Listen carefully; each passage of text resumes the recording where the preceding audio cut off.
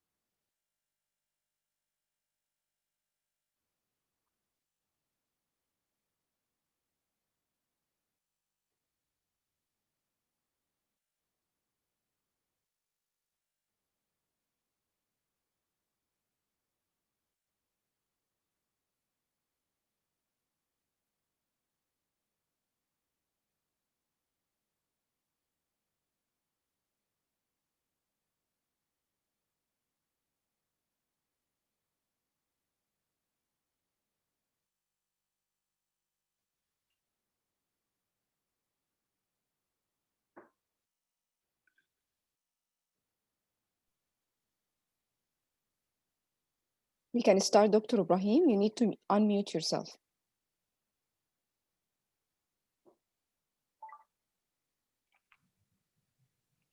Please remove the slide. Good morning.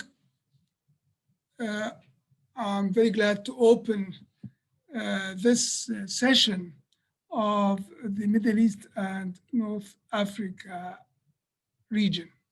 This session is part of the conference on the 70th anniversary of the founding of the Office of the United Nations High Commissioner for Refugees and of the adoption of the UNHCR Statute. To celebrate the 70th anniversary of UNHCR and of its statute, a conference is being organized. The conference has been opened on the 18th of January, and it was pursued on the 19th of January with several regional sessions for the Asia Pacific, for East Africa, for Europe, and for Latin America. The turn has come to us today in the Middle East and North Africa. We will have two panels, and we will be followed by sessions for Southern Africa, West Africa, and North America. A few words about the celebration. In December 1949, the fourth session of the General Assembly of the United Nations adopted Resolution 319 that established a High Commissioner's Office for Refugees, the office to be established as of the 1st of January 1951.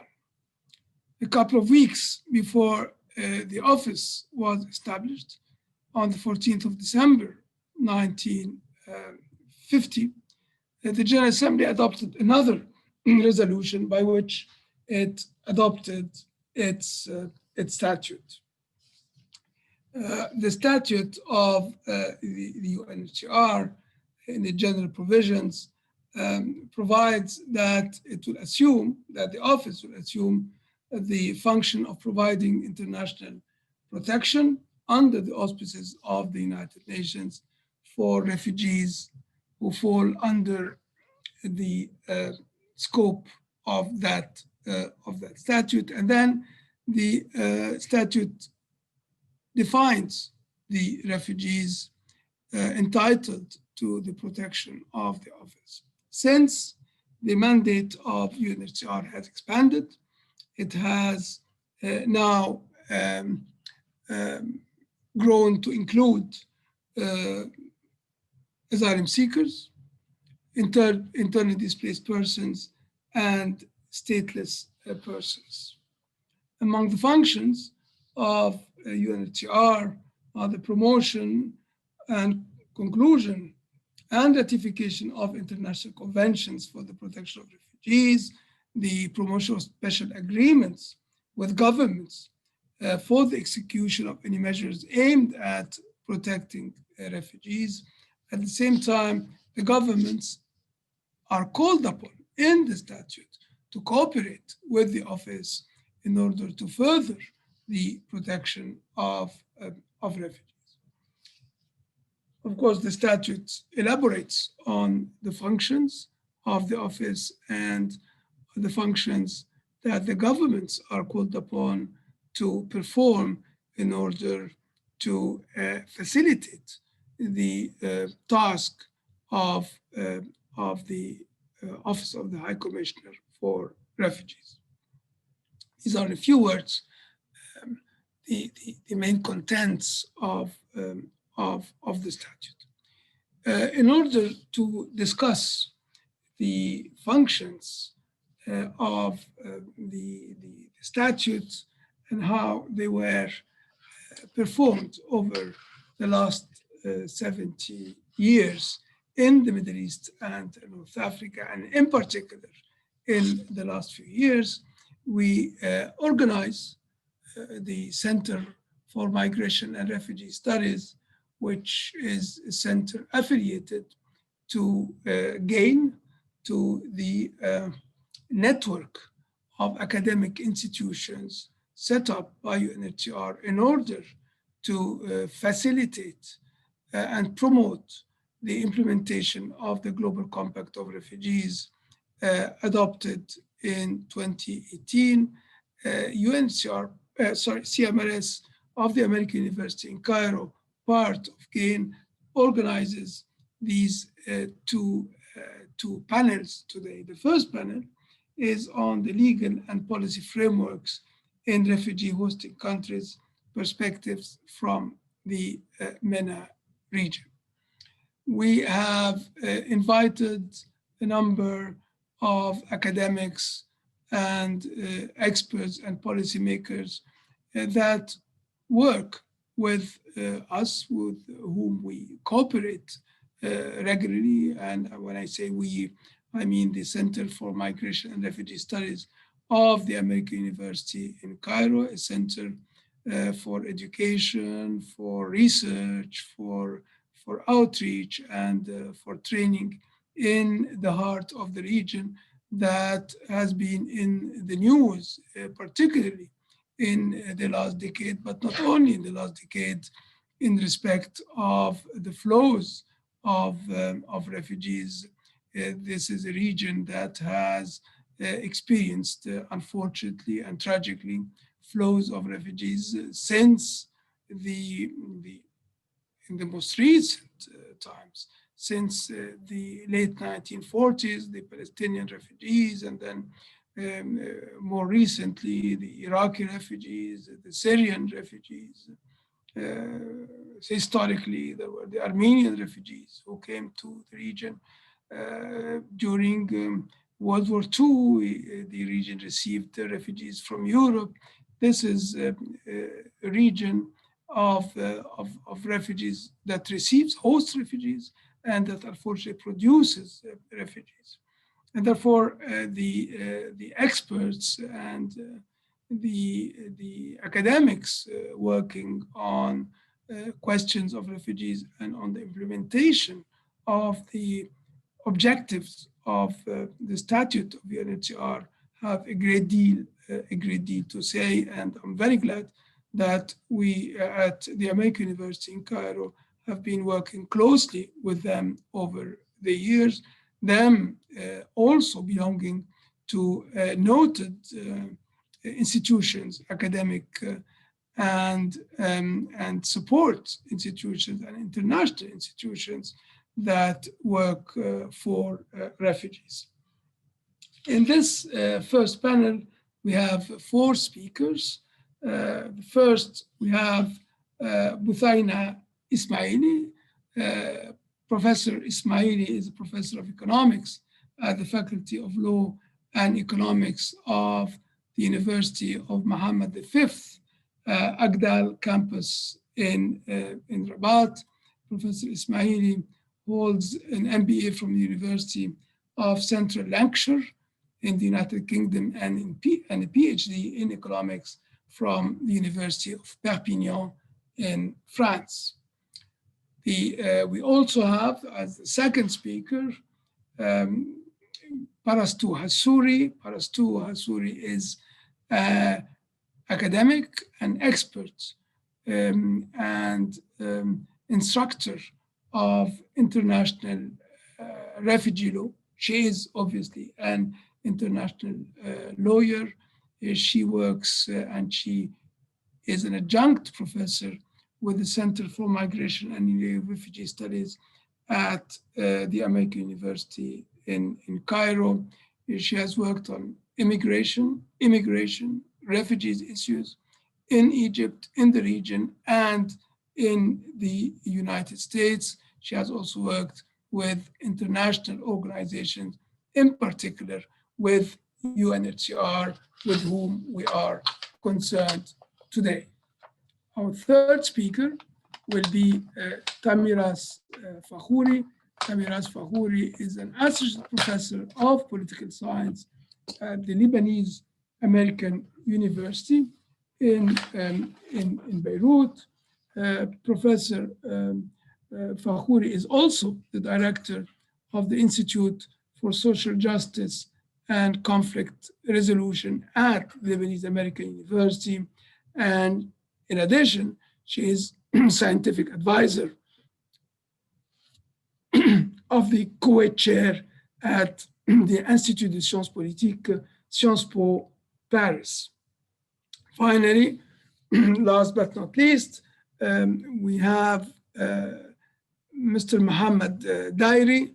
Mr. Mohammed Dairi is the former Minister of Foreign Affairs and International Cooperation of the state of Libya.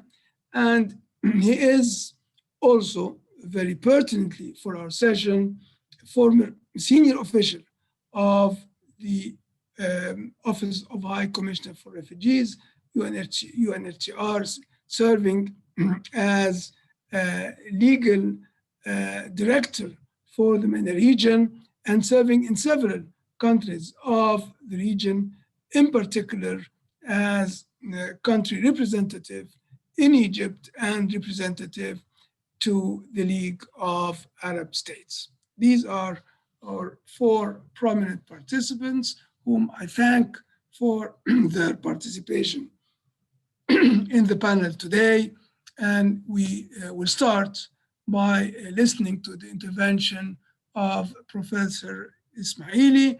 I ask her, and I also ask my other dear friends to please speak within 10 minutes, after which I will put a few questions to the participants, and then we will take the questions that we will receive from participants through the chat function.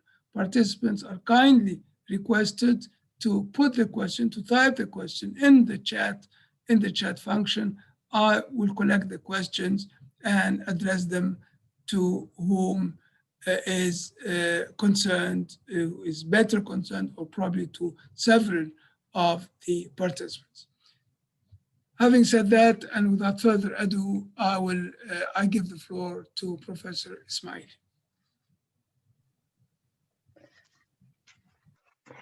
Good morning, everyone. I would like, first of all, to thank the Center for Migration and Refugee Studies for inviting me to this event that tackles one of the main issues that is really concern for the region. Talking about the issue of refugees, for the case of Morocco, we have, first of all, to put it within the policy framework that Morocco has launched since 2013. And I would refer to the national strategy for immigration and asylum that the country has launched, and it is considered as one of the pioneer initiatives in the region. It comprises 11 programs covering fundamental and cross areas, including different aspects from education, health, housing, social and humanitarian assistance, vocational training and employment, migration flow management, and the fight against human trafficking, international cooperation and partnership, the legal and conventional framework, governance, and communication. This strategy that represents and reflects the political will for the Kingdom of Morocco. It applies to all foreigners, but it was designed mainly to meet the needs of specific categories of migrants, including irregular migrants, documented migrants, refugees, and asylum seekers, and more generally, any foreign person in a vulnerable situation in Morocco. So this strategy has four main objectives. First of all, making it easier for regular immigrants to integrate. Second one, upgrade the legal framework. Third objectives, putting it in a place a suitable institutional framework.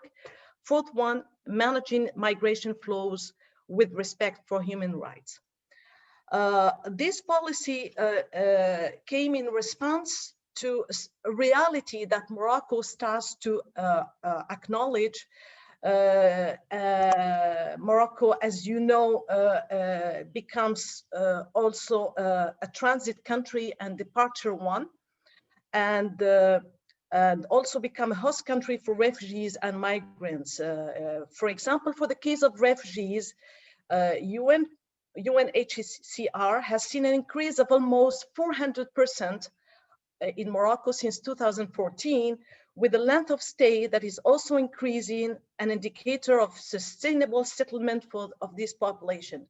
Actually, according to UNHCR, we have 11,960 refugees and asylum seekers until September 2020 from over 40 countries, spread over 70 locations, and mainly we have Syria, Guinea, and Yemen that comes at the top of the figure. So the leadership that the country has undertaken is based on humanistic and solidarity approach, and it has been recognized by the African Union as well as by the UN bodies, including the United Nations High Commissioner for Refugees. And Morocco is one of the first countries to commit to the implementation of the Global Compact of Refugees, not only by joining it, but also through its significant participation in the Global Forum on Refugees. So focusing for the case of refugees, let's look at the institutional framework. So with regard to this aspect, since the implementation of the strategy in 2013, we have managed to set up, we have already a ministry in charge of Moroccan residents abroad, but it has included as well migration affairs within these ministerial departments, so to implement this strategy. The second point that I want to emphasize on it is that the country has managed to set up a bureau, the Bureau Marocain des Réfugiés et des Apatrides, I will translate it. It's Moroccan Office of Refugees and Stateless Persons. So the third part of within this institution framework is the establishment of an ad hoc committee with the mission of, first commission is to document irregular migrants. Second ad hoc committee is to study asylum seekers application within the ad hoc committee that is organized. Its meeting is organized within this office that I've already highlighted, the Moroccan Office of Refugees and Stateless Persons. And the third ad hoc committee is to work on upgrading the legal and institutional framework for immigration, asylum, and the fight against human trafficking. And the fourth ad hoc committee is to work on all the aspects related to regional and international cooperation in the field of migration. So with regard to the Moroccan Office of Refugees and Stateless Persons, it was set up under the Ministry of Foreign Affairs and Cooperation, opened in Rabat on 25th September 2013, which was considered as a big step forward by Morocco in terms of human rights. Actually, this bureau, this office, is working on a joint asylum processing mechanism with the UNHCR, and it includes representative of different ministries from Foreign Affairs, the Interior, Justice and Freedom, Employment and Vocational Training, the Interministerial Delegation for Human Rights, and also representative of the UNHCR delegation in Rabat. So there is, as I have said, a joint asylum procedures between the two institutions.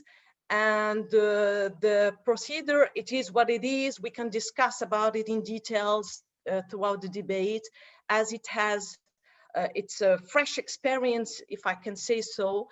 And there are some insufficiency, but we can discuss during the debate with regard to the process. Looking to the legal and institutional framework, so when it comes to the issue of refugees, so actually, as you know, the Morocco has ratified the Convention of Geneva in 1956, and the New York Protocol on the Status of Refugees in 1971. But even though that we still do not have a proper national legislation that deal with the issue of asylum seekers. So we don't have national legislation. So still the procedures is undertaken and shared between UNHCR and the Bureau of Refugee and Apatrides, or Bureau of Refugees and Stateless Persons. So we have a law since 2013, the law with regard to refugees has been delayed.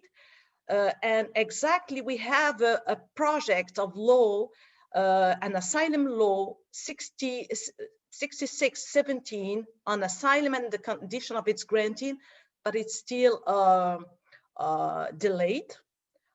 And you know, there was a lot of criticism with regard to this delay.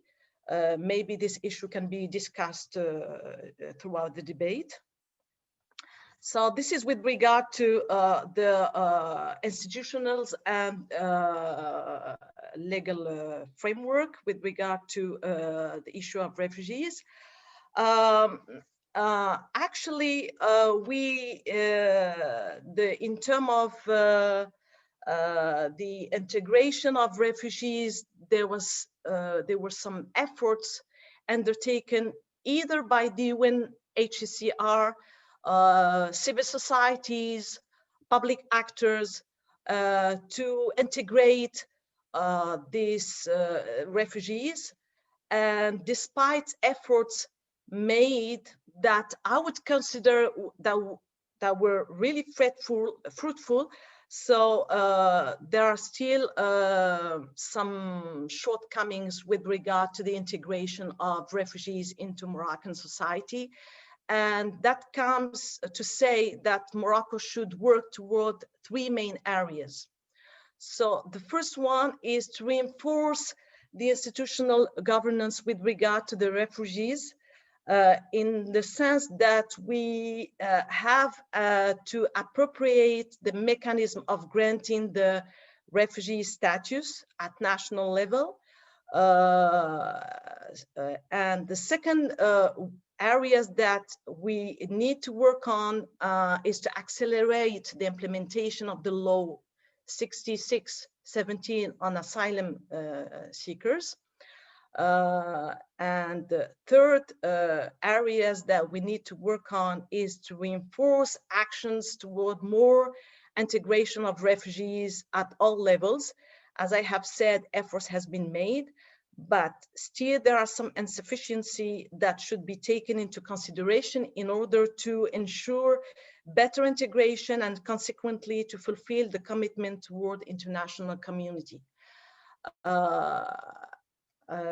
I think this is my briefly my presentation. It's more snapshots, but I would be happy to emphasize more about the insufficiency with regard to a legal framework and the procedures, the joint procedures between UNHCR and the office that deals with refugees and stateless persons. Thank you. Thank you very much, Professor Ismaili. We'll come back to you with questions, and the audience also will have questions to you, so you will have ample time to add other aspects to your intervention. Before giving the floor to Hassouri, let me just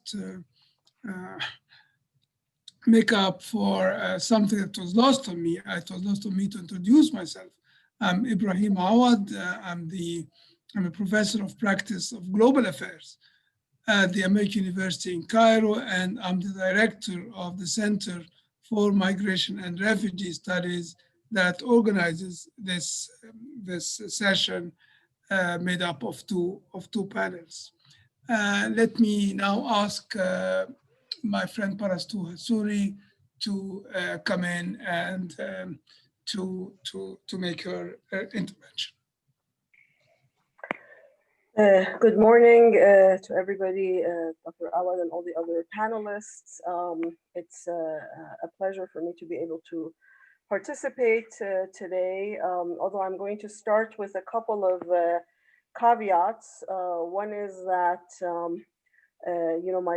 my comments will be brief. I hope not too scattered. I was sort of invited as a substitute for the person who was originally supposed to participate, so I didn't have as much time to prepare.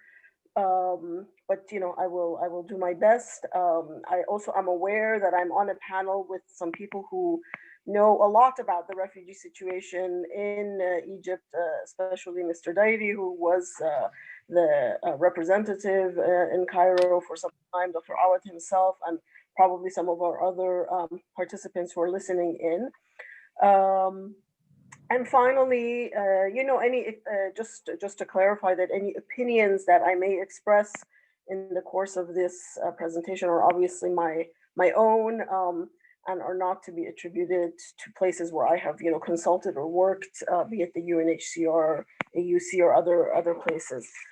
So very briefly, in the short time that we have, as we all know, Egypt, being at the crossroads of Asia, Africa, and Europe, has been a crossing point from refugees from the Middle East, North Africa, and Sub-Saharan Africa. And Cairo itself, as you know, as a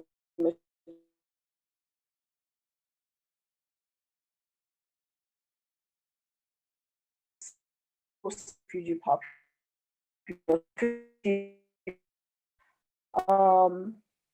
Today, in part, of course, due to the sort of unprecedented scale of displacement from Syria during the country's conflict, the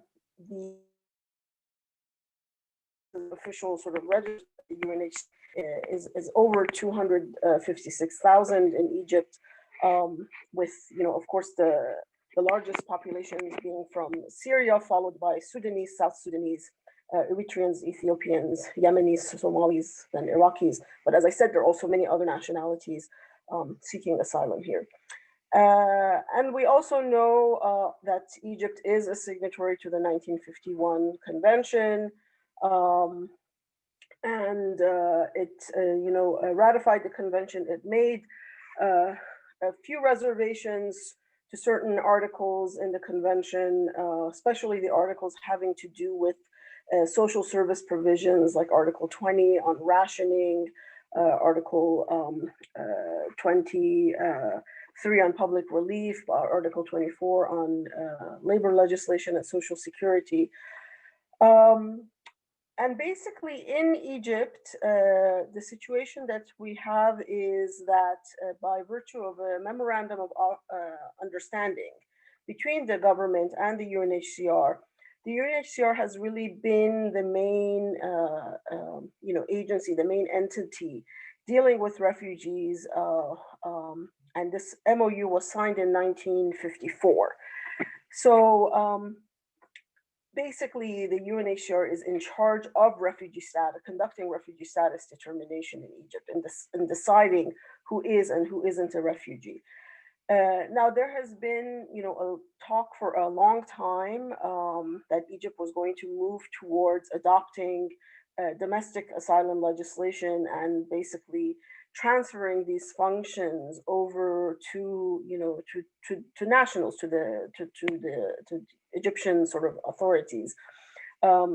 When I first came to Egypt to work with an NGO that provided legal assistance to refugees in 2005, there was discussion of this.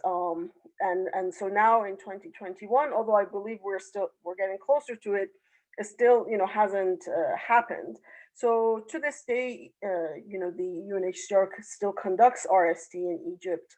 To a large extent, a lot of it happens in the form of individual status determination, individualized interviews with asylum seekers to see if they fit, the definition of a refugee, which, as we know, is very, time-consuming, resource intensive. But there also have been instances of more sort of group status granted based on the mandate for people like Syrians, for Sudanese and others. Now, there has been some discussion by some that the MOU, on the basis of which the UNHCR operates in Egypt is outdated and needs to be updated, especially in light of developments in Egypt since the signing of the MOU, the ratification of the convention itself, the fact that Egypt also signed the OAU convention, and which is the Organization of African Unity Convention on Refugees, which also has an extended a broadened definition of refugee to include also people displaced as a result of unrest, foreign occupation, internal strife, other events disturbing public order. And the UNHCR has in fact been using this definition and implementing it in its determination proceedings since 2003. Also that there's been, since the operation of the MOU, influx of Palestinians in Egypt following the '67 war, a number of factors that have rendered the need for there to be a renewal of the memorandum of understanding, that it hasn't happened. And one of the issues is also that the MOU basically in Egypt, it stipulates that the UNHCR will assist in identifying refugees, facilitate voluntary repatriation, and also assist with the resettlement of refugees. It was very much undertaken with this idea that refugees in Egypt are here temporarily, that Egypt is not really meant to be the destination country of refugees, and that refugees ideally should be resettled to third countries. And currently, when refugees appear before the UNHCR, once they obtain refugee status, they are meant to go to the to the foreign ministry, and then to other Egyptian offices to obtain the residency permits, right? And this is something they have to do at the moment every 6 months, which is kind of burdensome and cumbersome for refugees. But again, it really sort of harkens back to this idea of that that refugees would be resettled, and that there's no need to have longer residency granted to them, because the ideal was that refugees would be resettled within 6 months. Of course, anybody who works in this field knows that that is far from what really happens. Resettlement is, if anything, it has shrunk over the years. I mean, maybe things will now change a little bit with the US. The US, which has traditionally been the biggest resettlement country, dramatically reduced numbers under the Trump administration. But with a new administration, maybe they'll increase the quota again, and maybe things will sort of pick up a bit. But the past 4 years really have been, of course, disastrous in that respect. But as we know, I mean, this is, the 3 durable solutions for refugees, whether it's repatriation, which is increasingly difficult in today's world of protracted refugee crises, fewer and fewer refugees going back. Resettlement, as we know, has been, I mean, as it was, already it was, a minority of refugees who benefited, but it's shrunk even more. And so really local integration is, for many refugees, the only way that they can sort of really the main option. We also know that Egypt, like many of the other countries in the region, has had to bear the brunt of Europe's externalization policies, right? Where the the EU is trying its best to prevent and limit, to the extent possible, migration, right? And so, and irregular migration. Be it, and we know that it's a mixed migration. We're talking about both, migrants and refugees, but the upshot of it is, of course, that refugees remain in these, host countries longer and longer, and so we need to sort of think about local integration. So just a couple more other comments that I want to make, and then maybe we can sort of discuss some of these things. There has been, some sort of critique or argument that the gatekeeper role that the UNHCR performs by conducting refugee status determination can sometimes interfere with its protection mandate. That far more time is spent, and far more time and resources are devoted to sort of determining who is and who isn't a refugee, as opposed to dealing with the protection needs of refugees once they're in the country. And that this can sometimes result in, of course, tensions and frictions. I think this was epitomized in 2005 in Egypt with, refugees who had these, one could say, unrealistic expectations of resettlement, and who then, would just sit in front of the UNHCR office, and we know that it ended tragically back then. But also, I think, in my own experience, another issue that I've always had a bit of, something that I've always had a bit of an issue with here is, the penalization of refugees for illegal entry in Egypt. There's, often arrests and detention of refugees coming into Egypt, even though this is not, under the convention, refugees should not be penalized for illegal entry. And so I've heard some criticism that more attention needs to be paid to that issue, as opposed to, some of the other gatekeeper functions. But, as a whole, I think that, the UNHCR and the government and the NGOs, having sort of dealt with all of these entities, do try to do their best in light of, what have been very difficult circumstances, regionally and domestically, economically, politically.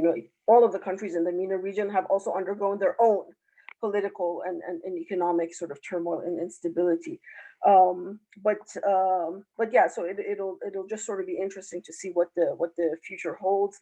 at a time when, you know, a lot of people wonder if the 1951 convention were up for debate today, how many countries would become signatories. So anyway, I hope that this just sort of it was enough of an overall view and introduction to some of the issues, and hopefully we can discuss some of them more during the Q&A. Thank you. Thank you very much, Parastu Hassouri, for your very interesting intervention, and we'll get back to you with questions with regard to what you have just said. It is my pleasure now to give the floor to another friend, Dr. Tamiras Fakhouri, professor at the Lebanese American University. She will talk about the situation in Lebanon. Lebanon, the country with the highest rate of refugees in the world, proportion of refugees to population. This is a very, very particular situation. And Dr. Fakhouri, we're all ears. Please go ahead. Thank you. Thank you so much for the opportunity to speak today. I'm really delighted and honored to be here. I'll be discussing, as Professor Awad said, Lebanon's politics of refugee reception in the context of displacement from Syria, but I will do so through a dual lens. So on the one hand, I'll speak about the government's policy of securitization, and on the other hand, I will talk briefly about the grassroots politics of refugee governance in which non-state initiatives have capitalized on innovative practices. In the conclusion, I will discuss the implications of Lebanon's response towards Syrian displacement for the UNHCR role and practice. So let me first set the stage. As Professor Awad has said, since the outbreak of Syria's conflict, Lebanon has welcomed more than 1 million Syrian refugees. And as we all know, Lebanon's politics of reception has spurred mixed reactions and a profusion of literature in the last years. So on the one hand, we have the international community that has praised the country's so-called quote-unquote generosity and quote-unquote resilience. On the other hand, of course, experts have questioned the short-sightedness of Lebanon's refugee policy that has been dubbed at the beginning as the policy of the non-policy. So Lebanon has initially opened its borders to displaced Syrians, but instruments aiming at refugee governance and protection have been ad hoc and have lacked a rights-based approach. Lama Murad, for instance, speaks about the binary of open borders and local closures. In fact, there is scholarly consensus today that it is rather ambiguity and incoherence that have greatly characterized Lebanon's official response to displacement from Syria. So officially, Lebanon does not consider itself a country of asylum, but a country of transit. And this is something that it has been reiterating over and over again. So it is neither party to the 1951 UN Convention, nor to its 1967 protocol. And historically, the country has shied away from developing laws that specifically address the status of refugees. Instead, and this is important for our discussion today, it relies in appearance on a 2003 Memorandum of Understanding with the UNHCR, yet research has demonstrated that this MOU in practice has become void and thus no longer applicable in force. So in 2003 and 2013, negotiations between the Lebanese government and the UNHCR seeking at harmonizing Lebanon's refugee system with international law principles have stalled. So just let us look briefly at the policy field.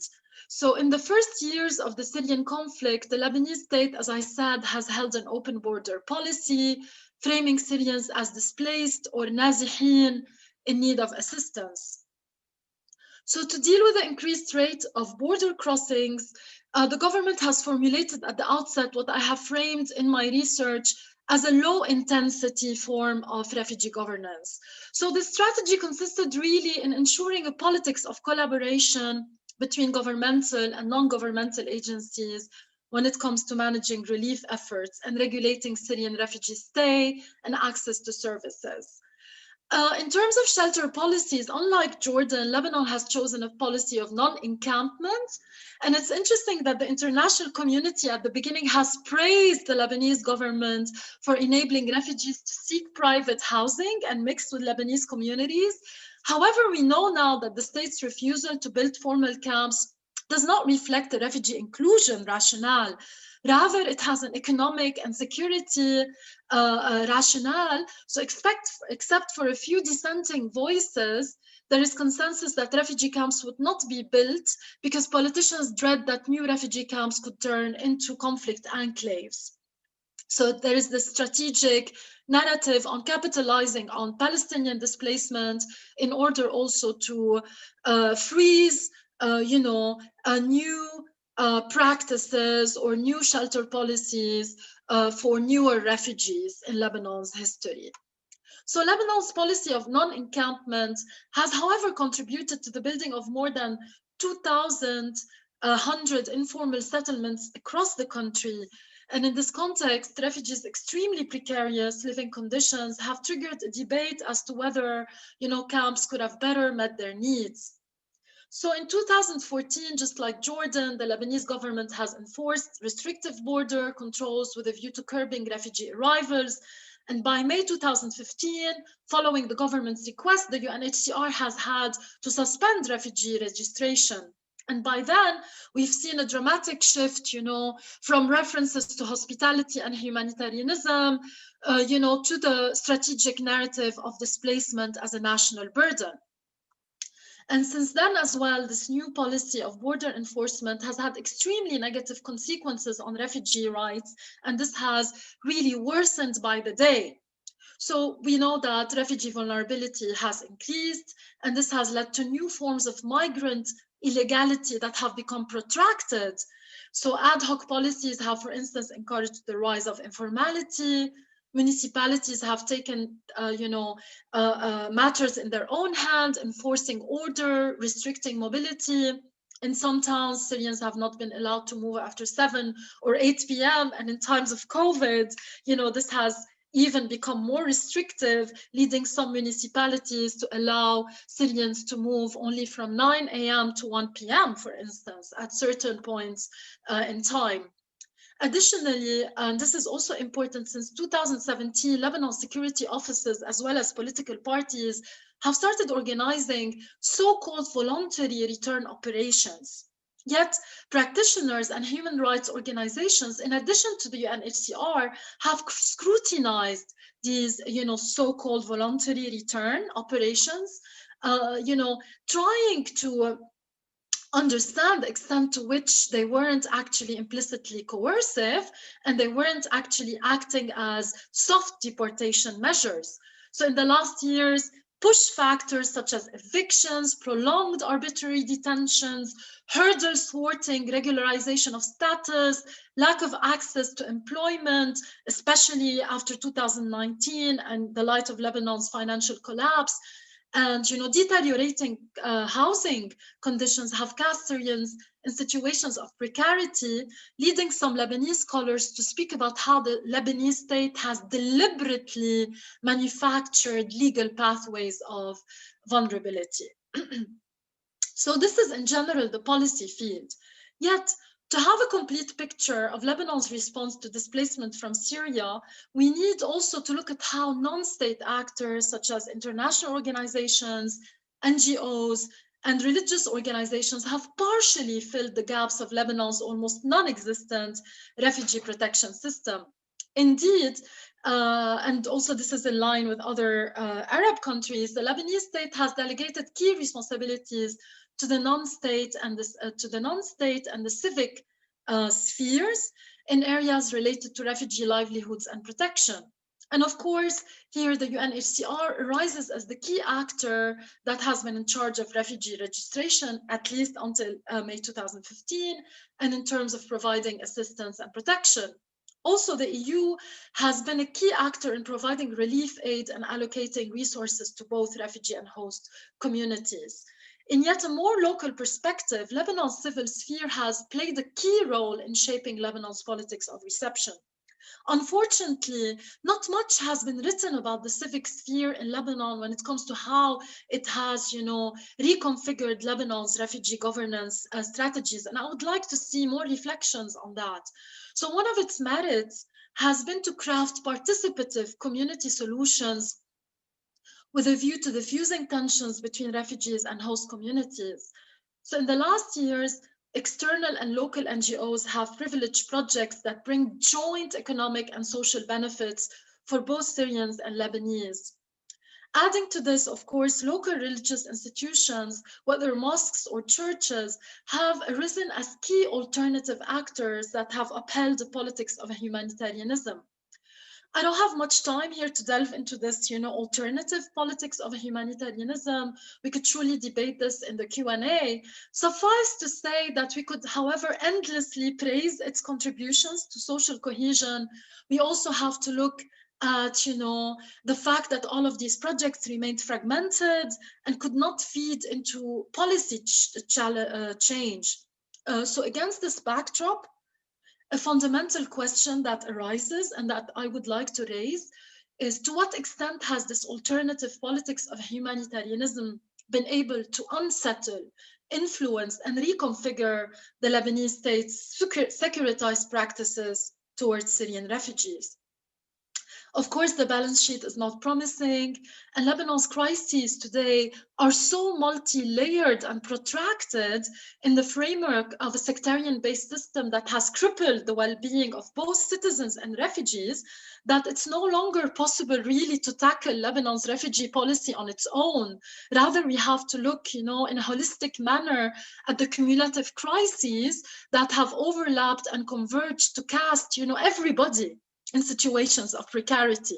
So we need a more holistic lens to understand, both the plight of refugees, but also Lebanese citizens. So in a context of cumulative crises today, ranging from Lebanon's harrowing financial crash to the Beirut blasts, more than 50% of Lebanese citizens and more than 70% of Syrian refugees have been thrown under the poverty line. And Lebanon's collapse comes at a very interesting time. It comes at a time when international powers and civil society organizations have channeled massive aid or implemented various resilience building programs. So the situation has triggered a flurry of critiques on the shortcomings of external assistance and on the temporality of aid. So today it's no exaggeration to say that Syrian refugees feel stuck between a rock and a hard place in Lebanon, and that they are searching for alternative future options. But on the ground, what are their future options, be it in terms of resettlement, return, or second migration journeys? As one scholar has recently said in a conference I have participated in a few months ago, and Paras 2 has also highlighted that, in times of COVID-19, we might be actually dealing with the death of resettlement in a way, and future options for refugees. It might be too pessimistic for me to say this, but the pandemic, I would think, will definitely shape Syrian refugees' options in Lebanon and worldwide when it comes to recasting debates about, future options or pathways, and the extent to which refugee situations of precarity will become protracted. So against this backdrop, and here I come to my conclusion, what are the implications of my presentation for the UNHCR role and practice when it comes to exercising its mandate in Lebanon? So we cannot but reflect on the role of the UNHCR as a norm entrepreneur, which has tirelessly promoted refugee protection and international law principles in Beirut, and which has in the last years devised a spectrum of innovative practices to promote refugees' self-reliance and enhance their prospects for a dignified life. So for instance, I'm part of the displacement network that the UNHCR has set up in Lebanon, and which brings together academics and civil society in an attempt to generate policy change through research and advocacy. And this is such a dynamic network which has, over the years sought really to influence policy. At the same time, we have to talk about the limitations. Our case study, i.e. Lebanon, enables us to understand more clearly how and why the UNHCR hands have been tied in terms of spurring reforms on the ground. This is not new. Historically, as we know, the UNHCR has had limited leverage in improving refugee treatment in the Middle East, whether we are referring to the aftermath of the 1990-1991 Gulf War or the post-2003 Iraqi displacement wave. So in Lebanon, again, as Maya Janmir argues, the UNHCR has oscillated really between the principles of international refugee law and Lebanon's own approach to asylum and Syrian refugees, trying to accommodate and adapt to new realities on the ground.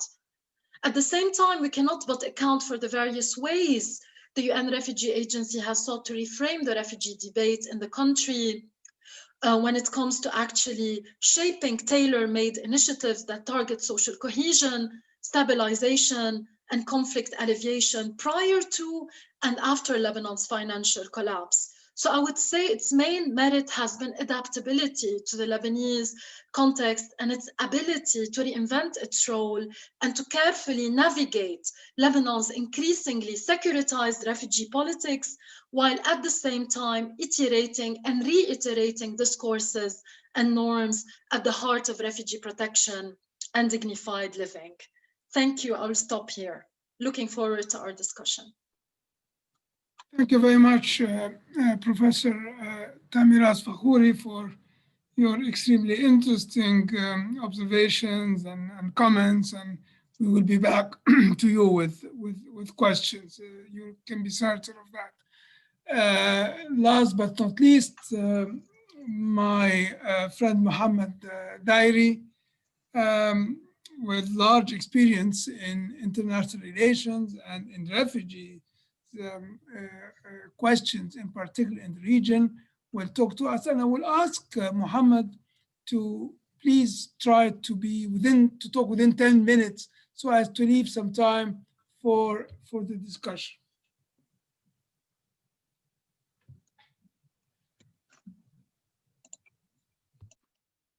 Thank you, Dr. Ibrahim. I would like at first sincerely to thank the Center for Migration and Refugee Studies at the AUC for having invited me to take part in this commemoration of the 70th anniversary of UNHCR Statute. You have given me now a very challenging task, is to go quickly through 10 minutes. As you may know, Dr. Awad and sincere colleagues, I try to highlight the Jordan case, but also I would like also to go through the issues that we all have been grappling with in the Arab region, not extending it, not confining it to Jordan only. So let me start off by going through the Jordan case, a refugee operation, which is dear to me, which is actually Jordan, which is actually not a signatory to the 1951 convention, nor to its 1967 protocol, as it has been highlighted in the case of Lebanon. I worked in neighboring Syria in the 90s, and I have closely monitored the hospitality and the generosity of the Jordan people and the Jordanian government as a senior legal advisor based in Geneva in the early days of this century. UNHCR opened its first office in Amman in November 1990 in the wake of the 1990 Iraq War, after the setting up of the first camp in Azraq.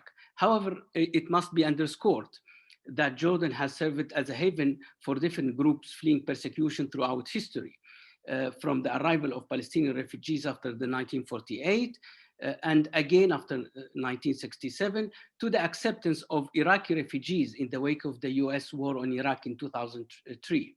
Since 2012, there has been an influx of Syrian refugees. Recently, Sudanese and Yemeni refugee population have also started to grow. In Jordan, there have been many opportunities and challenges. I'm certain that the second panel will highlight many of some achievements and the hurdles that not only Jordan, but also Lebanon and other asylum countries neighboring Syria have been encountering as a result of the Syrian refugee situation. At this juncture, I would like to go now to turn to what has transpired in the Middle East and North Africa region in terms of UNHCR delivery of its mandate that stems from its statute, as well as the policies conducted by the concerned asylum countries. It goes without saying that conflicts have become a hallmark of the contemporary Middle East and North Africa, forcing millions of individuals from their homes. Amid vicious and increasingly intractable conflicts, individuals and entire communities have fled their homes in Iraq, in Libya, Sudan, and Yemen. Yet, most of those seeking refuge come from Syria nowadays, which I want to dwell on, as you understandably know by now. We will give that opportunity to the second panel to go through the challenges and opportunities of the Syria that have stemmed from the Syria refugee situation. But for those of us who have been involved with refugee protection in the Arab region, we come across states which welcomed UNHCR in the region, but with a great deal of apprehension. This was particularly noticeable and vivid in the 90s. Of course, UNHCR was allowed to open offices and reach out to those who fled from their countries of origin and were in need of international protection. There was, there is still a misconception about the work of the International Refugee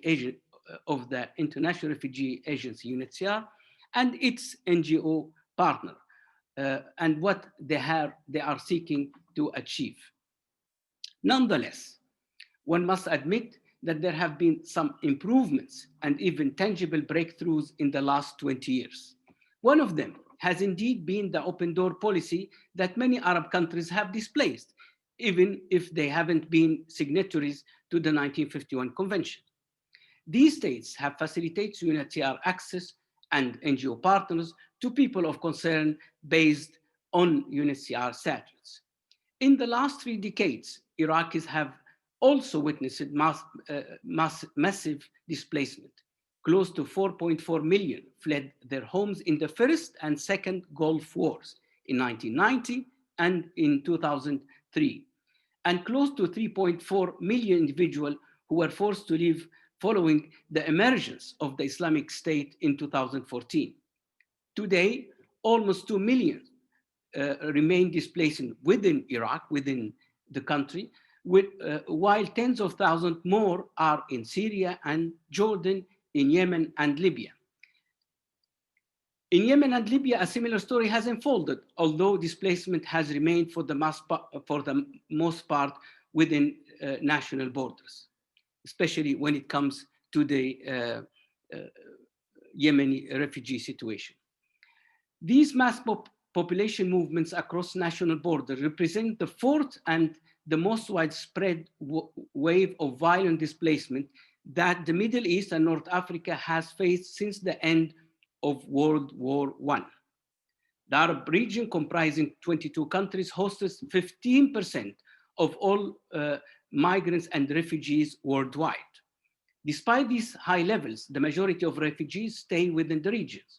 Today, Europe has received only 14% of all refugees originating from Arab countries. In Lebanon and Jordan alone, which share border with Iraq, Palestine, and Syria, these 2 countries are hosting the highest number of refugees per capita worldwide. After Lebanon, indeed, Jordan comes into play. Both countries have a long history of taking in refugees, including successive waves of Armenian, Palestinians, and Iraqis. According to the 2019 situation report on international migration in the Arab region, in mid-2018, the UNHCR recognized 8.7 million refugees originating from Arab region, over 9 million refugees who have sought protection within the region. Additionally, another feature of positive development has emerged relating to access of good number of refugees, not all, but good number of refugees to health and education, and at times to some livelihood, self-reliance and work opportunities that have been promoted by UNHCR and its partner in full coordination with host communities and states. However, let me stress here that in spite of these advances, we are still grappling with several sticky issues that remain to be addressed by all, namely the asylum countries, UNHCR, and the international refugee community. Therefore, I would wish to walk you now through the main challenges that I have identified and recommendation on the way forward. Firstly, because of security concerns, and this has been particularly highlighted by Professor Fakouri as regards Lebanon, Arab countries have sought to limit refugee flows, but it's not only Lebanon who has sought to limit refugee flows. This respect of non-refoulement principle, the cornerstone of international refugee law, has arisen as a serious problem that needs to be overcome. Further and consistent advocacy for refugee basic rights is crucial, which shouldn't be confined to governments, but should be extended to public opinions and civil society groups, as it has been highlighted by Professor Fakouri in the case of Lebanon. Another area of improvement should consist of taking some regional initiatives and challenging asylum situation. There has rightly been a focus on the Syria refugee situation, not least thanks to the 3 RPs, the Regional Refugee and Resilience Plans that have been promoted since 2014 and that have been the 6th of which has been celebrated last year. Secondly, further demonstration of international solidarity with Arab refugee hosting countries should be upheld in the area of funding refugee program, as receiving countries continue to face endemic economic hardship alongside new economic challenges that have surfaced from refugee flows.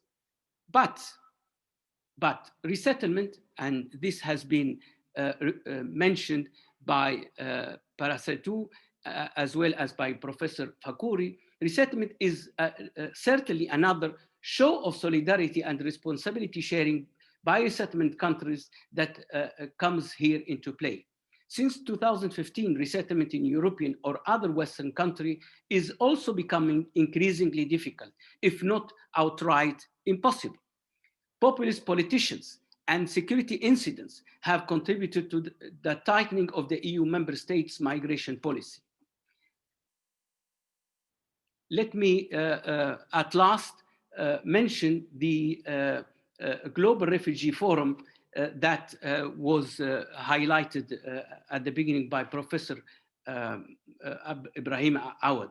I think that the CRRF could allow Arab region to turn the refugee crisis into an opportunity by seeking to provide solutions in support of host countries, enhancing the self-reliance of refugees and promoting their safe and dignified return to their home countries, while expanding access to resettlement in third countries. The CRRF aims are compatible with the request of host countries and host communities in the Arab region.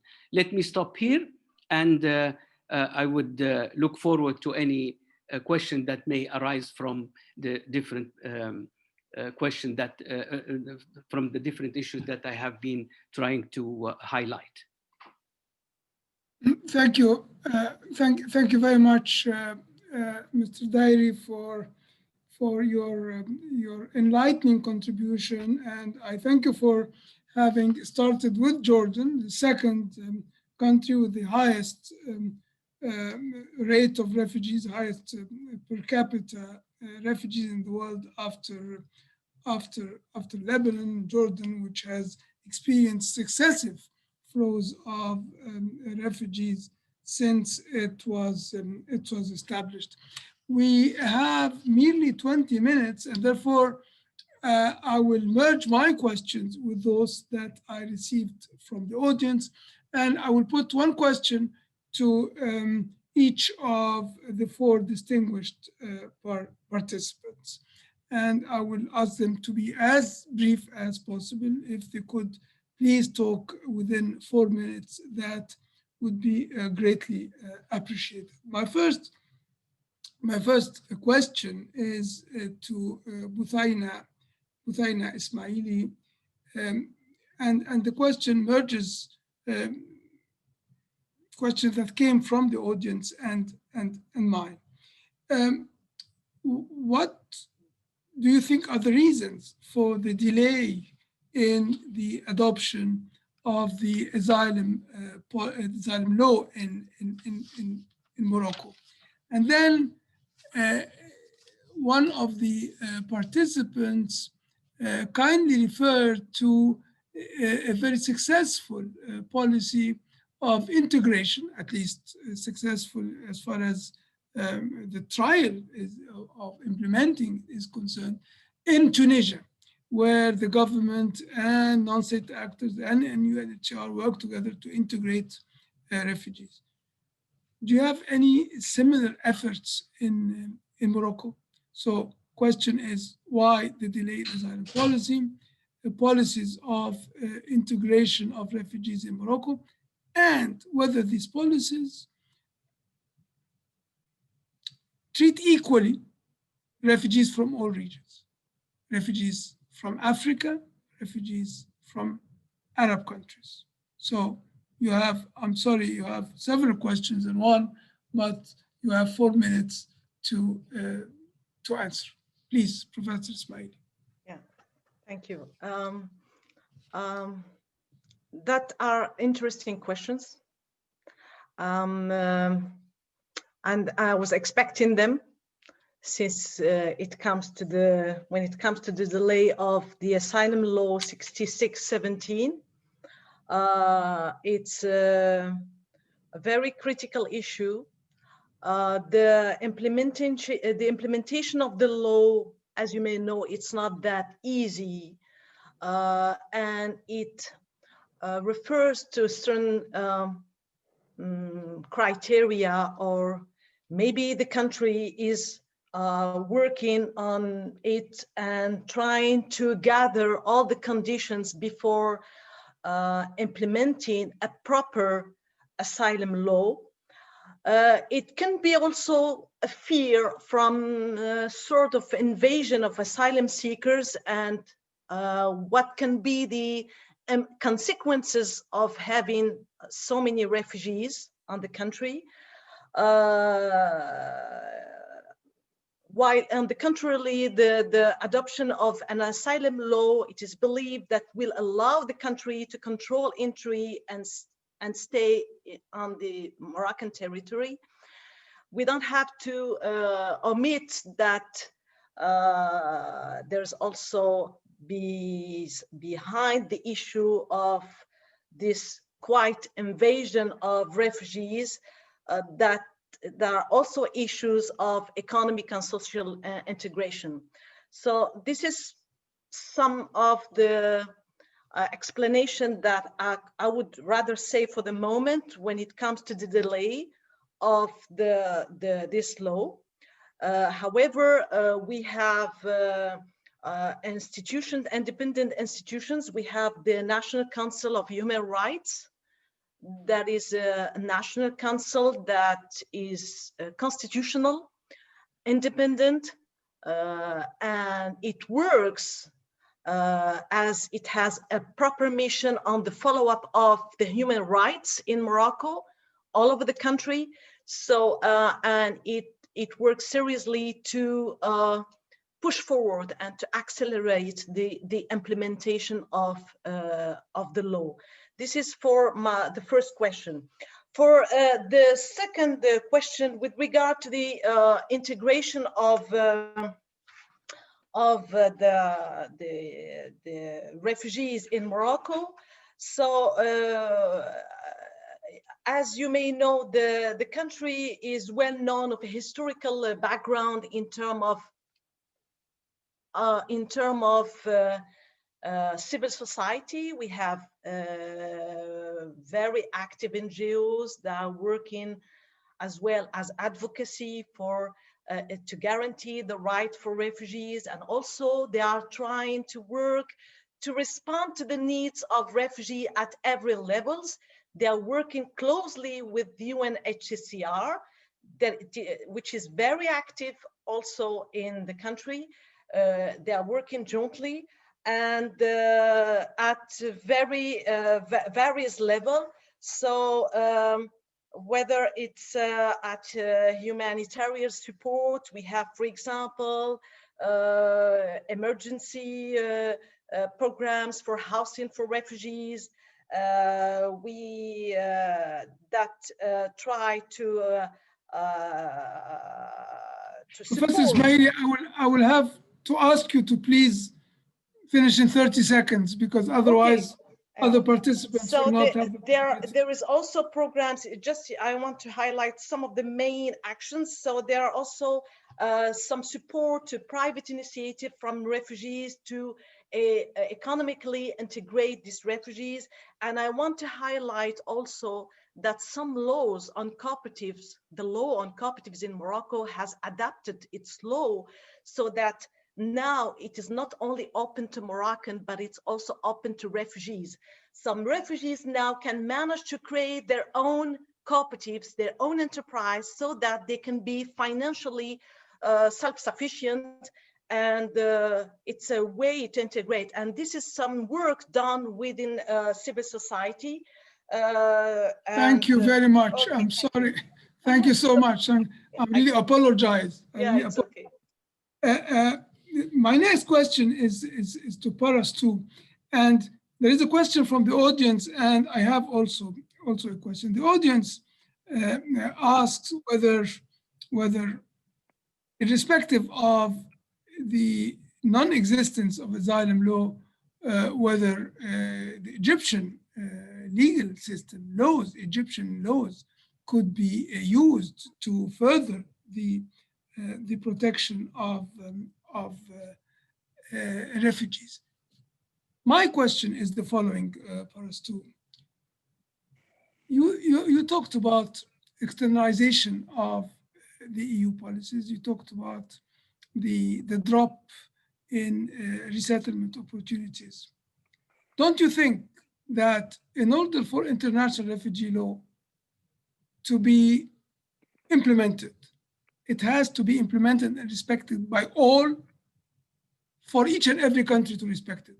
In other terms, if 2 or 3 countries do not respect international refugee law, it will be difficult for other countries to also respect it. And this is I think it signals, if you're in agreement, you may not be in agreement, but it signals a crisis in the implementation of international refugee law as envisaged by those who created UNHCR and those who drafted the Convention of 1951, even if, of course, I wanted to ask you also about the definition of refugees, but I will keep from doing that. So you have 4 minutes. Please go ahead. And I'm sorry also that I give you only 4 minutes, please. No problem.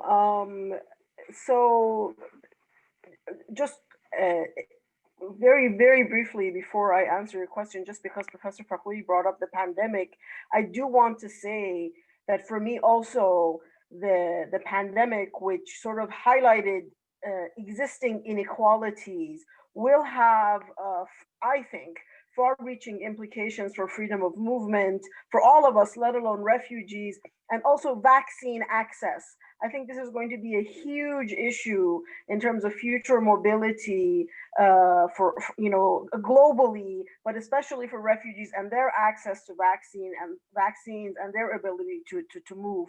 I think it's something we really, anybody who studies these issues should be paying attention to.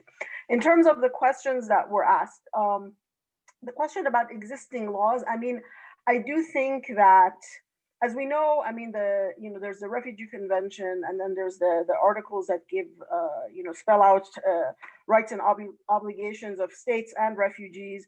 And, the Refugee Convention rights are, in my opinion, meant to be a floor, and there's no a floor, not a ceiling. So there's nothing to prevent individual states, when they implement domestic legislation, from granting even more rights to refugees than what's in the convention.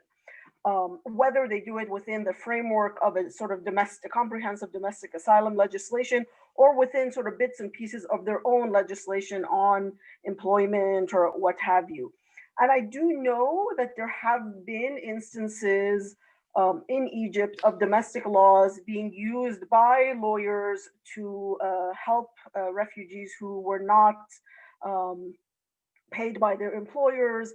There have been Egyptian lawyers who've taken on cases of refugees who've had to deal with landlords who've unfairly tried to evict them. There have even been some cases challenging refoulement, and they've been successful. I don't think the issue in Egypt is the lack of, I mean, obviously you can always have even better laws, but there are existing laws that can be used. I think the problem in Egypt has been lack of resources, lack of enough, lawyers or NGOs to take on these cases. And unfortunately, more recently in Egypt, a generally difficult political climate, especially for NGOs. There are very few NGOs that are able to sort of provide assistance to refugees. So I think that's the bigger challenge in some ways at this particular moment in Egypt. In terms of international refugee law and all states abiding by it in order for it to be meaningful, of course. I mean, I think that, as a U.S. citizen, I've really been horrified in the past few years by the conduct of the U.S. government. I was, actually conducting a workshop on the applicability of human rights principles at borders at the exact time when U.S. border guards were using tear gas against migrants from Central America on the US-Mexico border. And of course, it makes it very difficult to have any credibility or to talk about human rights and international law principles and respecting non-refoulement and all of that when you have a country like the US acting as it did. So I do think that that it is the legitimacy and credibility of refugee law is undermined when not all don't participate, and the fact that as Mr. Dady pointed out, it's really only a minority of refugees that have been able to go on to Europe or the global north also highlights this. And there was one other thing, but I think I forget what I wanted to say. It may come back to me, so I'll let you move on to the next speaker. Okay, thank you very much, Parastu, for your very enlightening additional comments. And I turn now to Tamiras Fakhoury with two questions not directly related to Lebanon, but also concerning Lebanon. My first question is, Tamiras, you mentioned that as of 2014, Lebanon closed the doors, Jordan did something similar. Don't you think there are stages in policies that countries react differently as the situations get protracted? How can we conceptualize that? And my second question is that also, it's more about conceptualization. The refugee status determination is carried out in Lebanon by UNHCR, in Egypt by UNHCR, in Morocco by UNHCR. In most developing countries, it is carried out by UNHCR. What can we conclude from that? And rather than saying that the countries are at fault here or there, maybe there is a larger fault. So can you comment on that? What's your reflections on this? Thanks so much, Brahim, for these two questions. I'll be very brief. First of all, of course, I mean, when it comes to understanding how Lebanon, Jordan, Egypt, and Turkey, and other, like neighboring states to Syria reacted to displacement, this has to be contextualized in the larger context of Syria's war.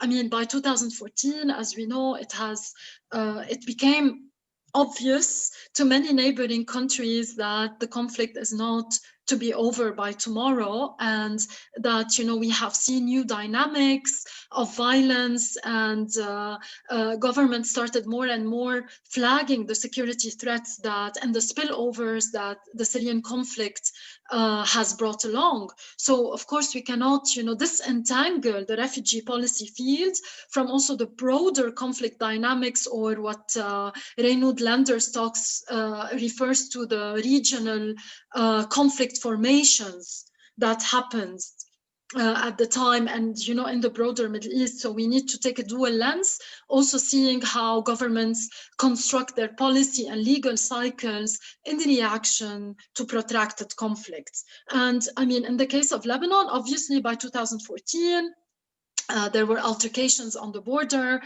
between, fighters from Israel and fighters from Syria and Lebanon's army. And also public perceptions have become more and more negative towards displacement from Syria. And this has shaped in many ways the reason why the Lebanese state decided to close its borders and to adopt restrictive policies. So this is, of course, to be constructed within the wider discursive conflict geopolitical field that displacement, in addition to conflict, brought along. Undoubtedly, it has to be conceptualized this way. So when it comes to your second question, of course, I didn't have time to delve into that, but we cannot look at the UNHCR's response and its role and practice and its international mandate in Middle Eastern states without looking also at the broader dynamics in the international refugee regime. And for instance, I remember like a few years ago, you organized a prominent conference on international responsibility sharing and at AUC, and I remember very well how we talked about the importance of conceptualizing refugee governance from a rather international perspective and seeing how the global north and the global south dynamics feed on each other and are interactive and reflexive rather than to study them separately.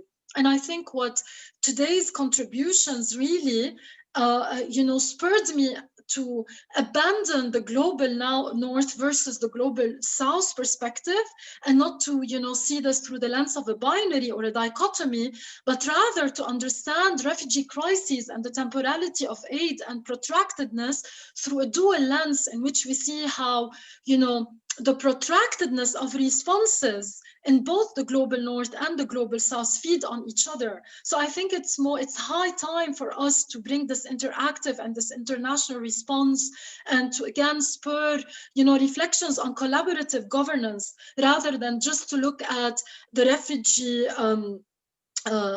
displacement or refugee flight through the lens of national responses. More than ever, we need collaborative responses. More than ever, we need, again, to talk about responsibility sharing and what this means for the international refugee regime in 2021. Thank you.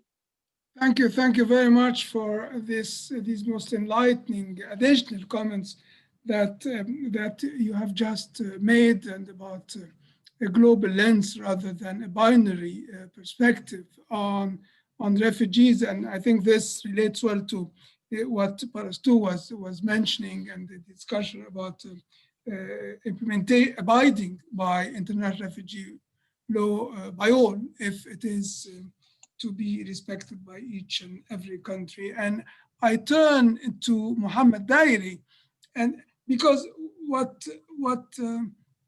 Tamiras and Parastu have just said also relates to one country in North Africa, Libya, your country, Mohammed Dairi, that is caught in this sort of trap of rather than positive international cooperation, the negative international, or at least the negative outcomes of international cooperation at times. So what can you tell us about externalization of borders, about lack of resettlement, lack of about funding this and that activity in respect of Libya, the situation of refugees in Libya, and national and international policy in that respect?